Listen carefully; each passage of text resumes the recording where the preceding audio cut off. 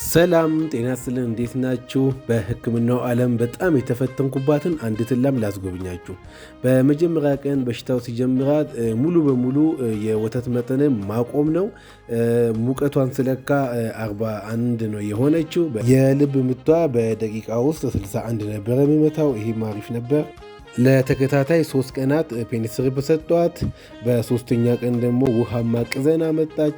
ቅዘኑ ስመጣ ኤሌክትሮላይቶች ውስጡ ያለው ፈሳሽ እንዳያልቅባት ግሉኮስ ላይ ቫይታሚን ሰልፋና ኤንስ ወይም ደግሞ ሶዲየም ክሎራይድን ጨምሬ በደም ሶርስ ሰጠዋት። ትንሽ መኖ መውሰድ ጀምራ በአራተኛው ቀን ደግሞ አሁንም ሌላ ኮምፕሊኬት የሆነ ነገር ተፈጠረ። በመጨረሻም ፔኒስትሪፑን ለ5 ቀን ቀጠልንና በአምስተኛው ቀን በፈጣሪ እርዳታና በራሷ ጊዜ እቺ ላም እንደምትመለከቷት ወደ ቀድሞ ጤናዋ መመለስ ትችላለች። ለዚህ ሁሉ ፈጣሪ ይመስገን። ደህና ዋሉልኝ።